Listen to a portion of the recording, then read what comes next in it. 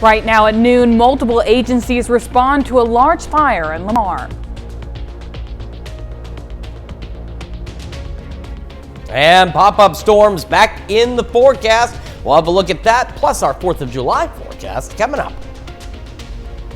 And a Southwest Missouri mayor could be removed from office following allegations of workplace harassment. The 4 states' most watched news starts now.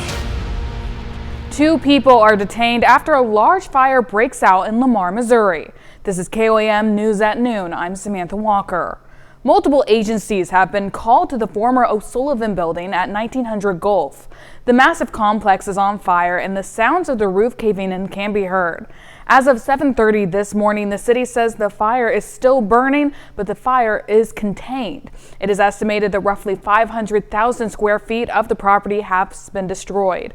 The fire is being investigated by the Lamar Police Department and the state fire marshal. 2 people have been detained for questioning. This is a developing story, and we will provide more information as it comes to us. Authorities charge a Webb City man with 2 counts of murder for a crash that killed a sheriff's deputy and his wife south of Springfield.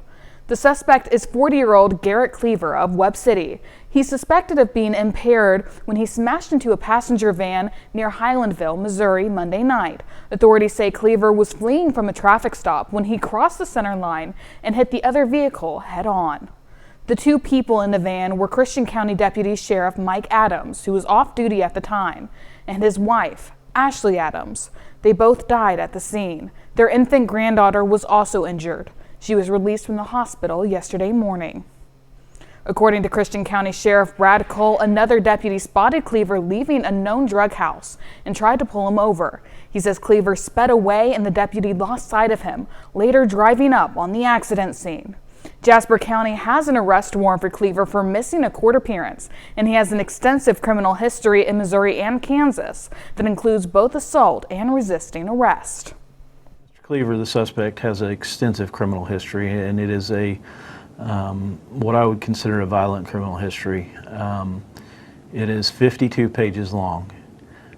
Within that 52 pages, there's numerous felonies, felony convictions, arrests, to include vehicular homicide in Kansas that he was convicted of and spent time in Kansas. Sheriff Cole says once Cleaver is released from the hospital, he'll be transported back to the Christian County Jail. Cleaver is now charged with 2 counts of second-degree murder, fleeing a stop resulting in death, and other related crimes. Let's check in with Chris Warner for a look at the forecast. Yeah, we're starting this transition to those partly cloudy skies, getting some of those little puffy cumulus clouds. Eventually, some of us will see a few isolated pop-up storms out there, but so far dry and heating up. Live look downtown Pittsburgh, MoDOT camera 20th and Rangeline. Another busy day out there, but I'm sure for most of these folks, they won't be on the road tomorrow unless they're just visiting friends or family. Started yesterday, see, look at this, below normal, 63. Made it to 87, and we're not going to be that far above normal for the for the next couple of days at least. All right, see, starting to get some of those darker clouds out there. They're going to try and rain on some of us. 86 in Joplin, feels like 90 though, because the dew point humidity levels are increasing. Over to Pittsburgh, still same puffy clouds there. 86 feels like 93. Your dew point's up, but your humidity is also up in Pittsburgh. And across the region, temperature settling into the low, mid, and starting to see some upper 80s out there. Still looking at highs right about 90, and we'll eventually be back down to the mid 80s by about 7. We should start to have pop-up storms fade out by about 6. A couple of lingering ones will be possible. Otherwise, clear skies mid 70s by 11. We have more pop-up storms in our forecast, not just tomorrow, but for the next several days. Details in just a few more minutes. Samantha? Thanks, Chris. An impeachment hearing is scheduled for the mayor of Carl Junction following a vote by the city's Board of Aldermen Tuesday night. The board voted to suspend Mike Moss as mayor last month, but legal counsel says it was an unlawful suspension. Following allegations of workplace harassment and an investigation, the Board of Aldermen is moving forward with articles of impeachment against Moss. A report of the investigation into the allegations against Moss has been released. According to the report, the investigation found many violations of the city code. Now, 4 articles of impeachment have been brought against Moss. All present Board of Aldermen members at Tuesday night's meeting voted to move forward with holding an impeachment hearing. That hearing is tentatively scheduled for August 4th. We've reached out to Moss for a comment and have not yet heard back. You can learn more about the allegations and articles of impeachment on our website, KOAMnewsnow.com. Fort Scott Community College has chosen a new president, and the school opened its doors to introduce him yesterday. Dr. Jack Welch was born and raised in the Fort Scott area and is eager to be back. He comes from Texas A&M Commerce, where he served as a football coach, although he says his focus is more than football. Just a football coach. I've been an administrator for many years, been an athletic director for 32 years. I've got a doctorate degree, did my dissertation on school finance.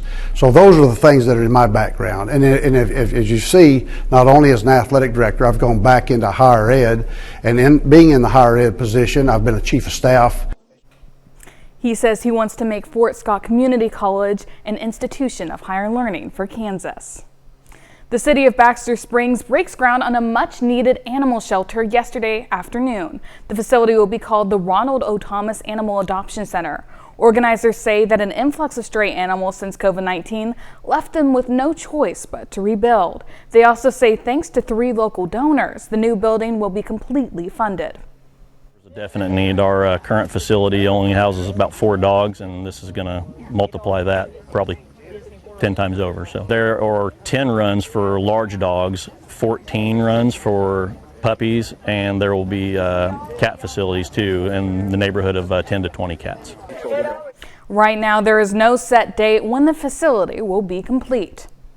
The city of Chanute announces a proud moment today. For the first time in the history of the Chanute Police Department, an all-female shift took to the streets to serve and protect the community. The department says these officers are paving the way for future generations by showing them there is no limit to what young women can accomplish. The proud officers from left to right are Supervisor Ornelas, Officer Cavender, and Canine Handler Goodwin. A proud city thanks you for your service. If you're looking for a safe and fun way to celebrate the nation's independence this year, the city of Joplin has you covered. Missouri Southern will partner with Joplin Parks and Recreation this Friday for a celebration at MSSU's Hughes Stadium. Organizers say there will be lots of live music, food trucks, and of course, fireworks. Recreation has hosted the 4th of July celebration for a number of years, and the community just always enjoys it.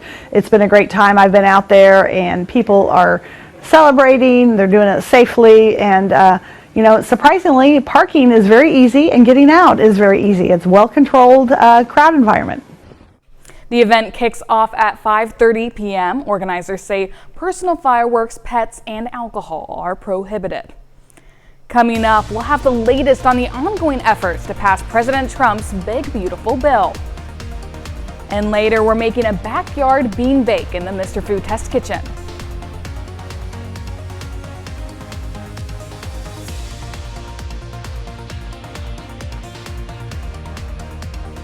President Trump's sweeping tax and spending cut package is nearing its final vote. It passed a key procedural vote overnight. Willie James in Amman has the latest from the White House.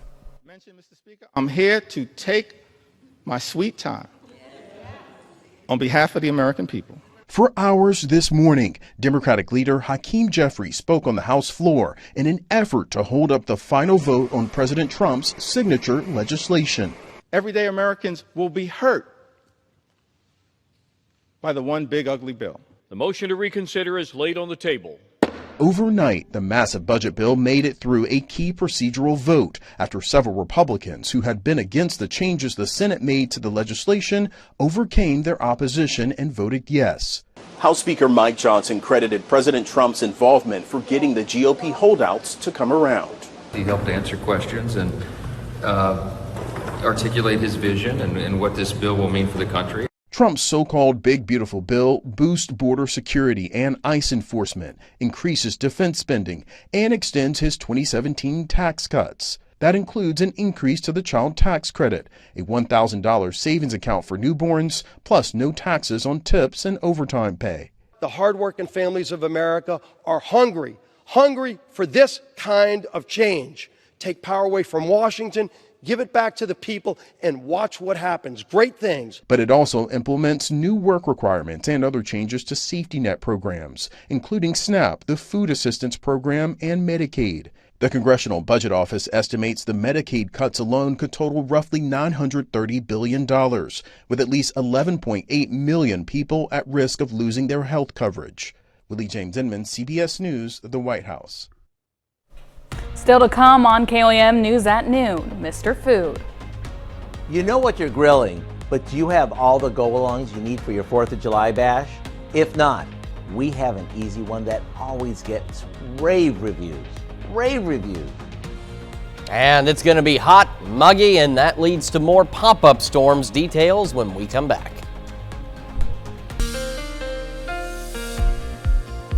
Welcome back to the KOAM News at Noon. It is starting to heat up across the 4 states, but it's still seasonably hot. It's just, it doesn't feel so great because humidity and dew point levels are climbing. Quick look outside downtown Pittsburgh.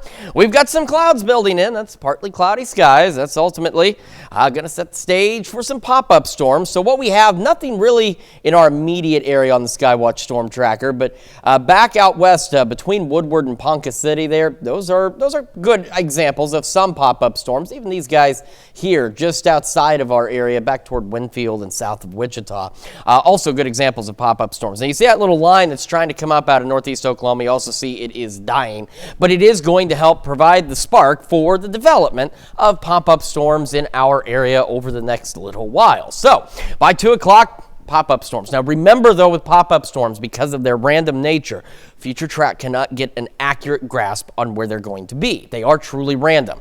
It's simply suggesting they're going to be possible. That's why we'll see them show up, but they're kind of hit and miss. And even then, this may not necessarily be exactly how the pop-up storms play out, but we'll have those continuing.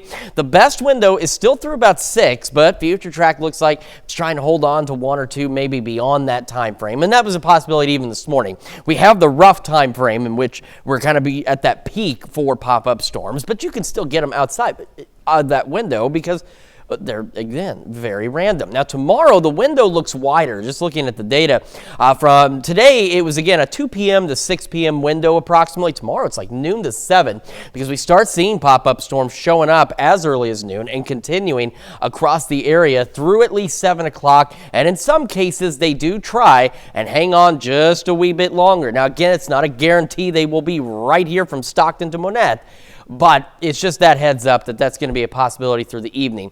Then we'll have an opportunity maybe for some scattered storms, actual storms, not pop-up storms, into some of our northwestern counties overnight into early Saturday. Saturday, though, we see the return of pop-up showers and storms. So again, hit and miss throughout the day. Then Saturday night into Sunday, we may get at least somewhat semi-organized thunderstorm activity. No severe weather is expected. I don't want to emphasize that, but some actual thunderstorms, which Future Track has a much easier time picking up on. Temperatures, of course, going to continue to be hot as we roll into the 4th, going right back upper 80s, low 90s. But you saw where our average high is supposed to be, right about there. So we're not that far above average. What's going to be the thing that gets us is what's already happening today, again, setting the stage for the pop-up storms. The increase in humidity and dew point levels, that's going to make it feel much muggier. Our heat index value is already pushing into the 90s for many of us, and that's where we're going to be over the next few days. These heat index values, even though our temperatures are fairly seasonable, we're going to see those heat index values climbing today right around the mid-90s, maybe a bit above. We'll have that southwest breeze around 5 to 10. Tonight, we got the clear skies. Once we get past these pop-up storm chances, south breeze 5 to 10, down to about 70.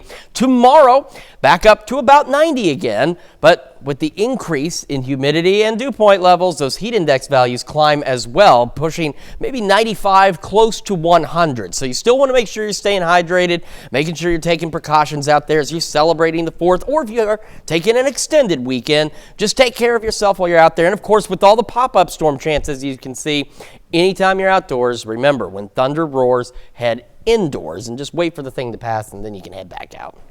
You know, overall, I think we've had a lot worse weather for past 4th of July, so I'm taking this as a win. We really have. I mean, we've had some pretty hot, muggy, nasty, miserable 4th of July, so this one's not that bad. Well, thank you so much, Chris. Stick around. We're making backyard bean bake in the Mr. Food Test Kitchen. We'll be right back. We're making backyard bean bake in the Mr. Food Test Kitchen. When it comes to summertime get-togethers, there are a few things that are absolute must-haves. For some, it might be Dad's barbecue chicken, while for others, it may be Aunt Mary's Tutti Frutti ambrosia. However, for me, it has to be my mom's bubbling hot baked beans. And if you got a minute, I'll show you how they're made. We start with a couple of cans of baked beans. To that, we add in some molasses, crumbled bacon, yellow mustard, a bit of butter, and a can of crispy fried onions. After that's mixed, we pour it into a baking dish and top it with even more French fried onions before popping it in the oven. Then we let it bake until all the flavors come together and it's bubbling hot. As you can see, the whole thing takes no time to whip up, thanks to all the supermarket shortcuts. These taste amazing, and no one will ever know you didn't make them from scratch. To get your hands on this fun change of pace holiday must-have, which we call Backyard Bean Bake, all you have to do is go to our website. I'm Howard with Kelly in the Mr. Food Test Kitchen, where today we found a bubbling delicious way for you to say, ooh, it's so good. You can find that recipe along with a lot more good food from the Mr. Food Test Kitchen online. Just go to our website at KOAMnewsnow.com. Now here's a look at the 4 state market prices. All right, again, temperatures seasonably hot, but those heat index values mid-90s today and getting into the upper 90s near 100 through the holiday weekend. And of course, those pop-up storm chances. So the big thing again, remember, when thunder roars, head indoors. You got to just make sure you're not outside during a thunderstorm, but they should be brief wherever they are. Well, that sounds good for 4th of July, but I know we have some exciting stories coming up at 5 today. We do indeed. For starters, we're going to take a look at 4th of July travel. Severe storms might cause trouble for holiday travelers in parts of the U.S. Over the past few days, tens of thousands of people were stuck at airports after their flights were delayed or canceled. We're going to have more on what travelers need to know. Plus, a look at how the vital role fireworks stand fundraisers play for area nonprofits, and the latest details on the O'Sullivan Building fire in Lamar. Hope you join us for those stories. A lot more, of course. It's coming up today. KOAM News at 5. Well, thank you so much, Dow. That's the news for now. Thank you for joining us for KOAM News at noon. Have a great afternoon.